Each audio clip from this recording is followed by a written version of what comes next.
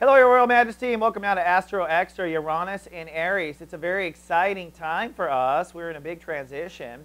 Uranus has moved into Aries now for the first time in 86 years.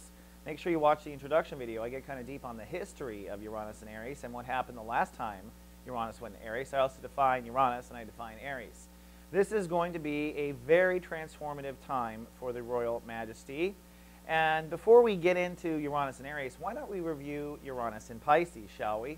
I find that it's a good teaching tool to look back at the last transit so you can kind of predict what might happen in the coming transit. So Uranus entered into Pisces in 2003. It had just left Aquarius. And Uranus, when it enters a sign, it innovates that state of consciousness. It innovates that awareness. So Uranus was innovating the Pisces consciousness for 7 years, which is our connection to God Universe. So the entire planet was connecting to God Universe. Now for the Leos, this was a 7-year transit of trust, intimacy, and boundaries. In 2003, Leos had their boundaries and their potential for intimacy in a certain place in life. And in 7 years, you should have experienced dramatic transformation when it came to where your comfort zones are. That's what boundaries end up with, our comfort zones. Are you comfortable in this room? Are you comfortable with this lover? Are you comfortable opening up to a stranger? Are you comfortable receiving compliments? Are you comfortable receiving gifts? And of course, in that 7-year transit, you also had a Saturn transit through Leo at the time. So there was a lot of ego transformation and a soul capital transit. So you were raising your prices on top of that. A lot of spiritual construction for the Leos. So look at this last 7 years. How have you changed as it relates to trust, intimacy, really trusting yourself? Ideally, you've come to a point where you can trust yourself or you know yourself enough. The intimacy transit has to do with knowing your own limits and knowing your own expectations on yourself, and also maybe even dealing with death on the other side, because our boundary consciousness is what separates us from God consciousness. So you might have had ghost phenomenon for the first time, you might have opened up psychically for the first time, and you might have dealt with the death of someone for the first time, where you had to recognize the boundary between life and death, known as mortality. So a lot of times there's a lot of mortality development as well in that period. And as of now, with Uranus leaving Pisces, the universe does not have much more growth for you for a long time when it comes to your trust and intimacy and boundaries, until, of course, Saturn hits this sector here in a few years. But let's not worry about that, shall we? That'll be the next chapter, building on what you know. Now that Uranus is in Aries, we're in a very interesting time for the Leos. Let me just say this. What you believe about life, your philosophies, your religions about what life is, and even your formal education, if you have a bachelor's degree or if you've gone to community college or whatever it is you know right now about life, you're wrong. That's what Uranus says. You're wrong. And you're not wrong because you set out and went down the wrong path. You're wrong because your life is changing. The world is changing. In the next 7 years, you'll be innovating your belief structure. This is going to be a very intensified learning period. And ultimately, here in the first 4 to 5 degrees, there will be breakdown of belief structure.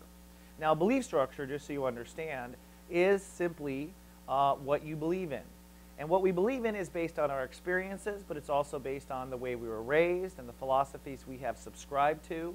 And what we believe in is, in fact, always right. That's the interesting thing about belief structure. All belief structures are true. The Christians are right, the Jews are right, the Buddhists are right, I'm right, you're right, everyone on the planet is right. The way the reality works is it kind of plays the script of your belief structure. What you believe is what manifests. So you might be asking, why do we upgrade our belief structure? What's the big deal? Well, because we grow and change all the time. We're always adding to our belief structure as we move through life. And what starts to happen is you start to have conflicting beliefs. That's the core issue, conflicting or false beliefs.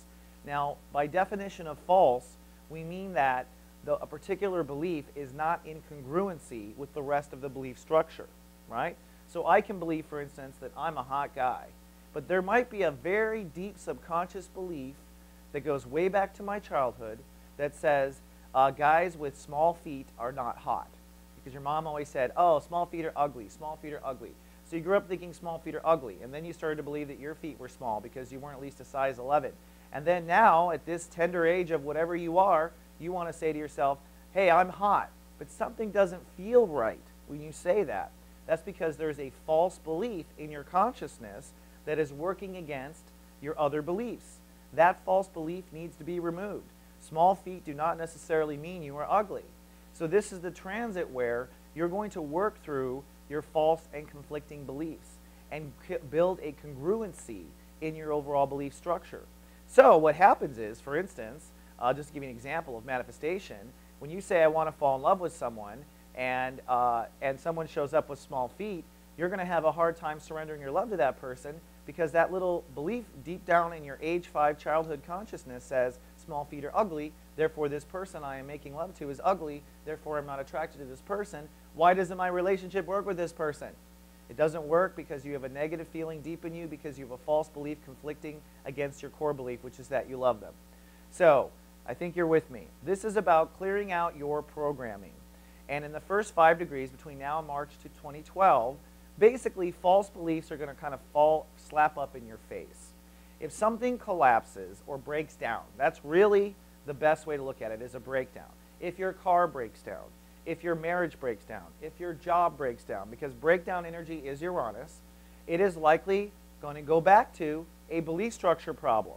There's going to be a belief structure problem at the root of that.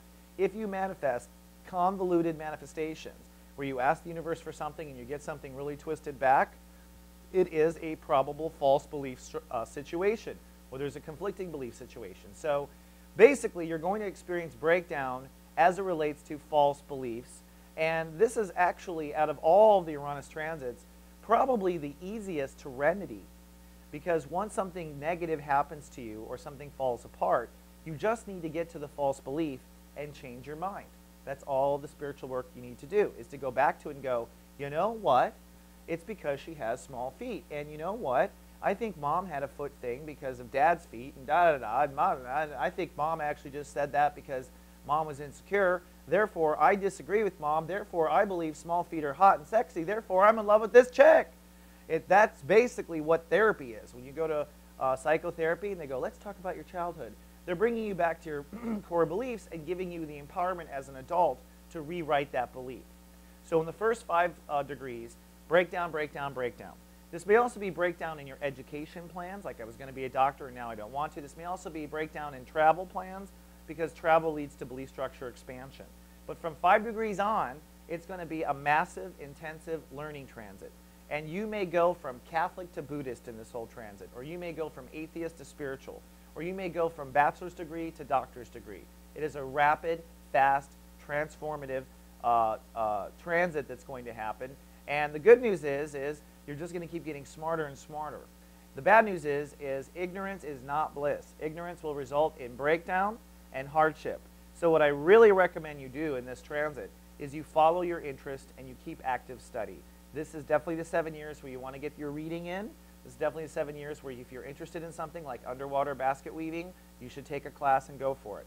Your interests really are God talking to you right now. So whatever you're interested in is where you're supposed to navigate to. And you will find, through your interests, your core belief structure transforming. All right, Leos, that's all I have for Uranus in Aries, but I'll be back from time to time as planets shift signs, and until that moment, live, love, be. So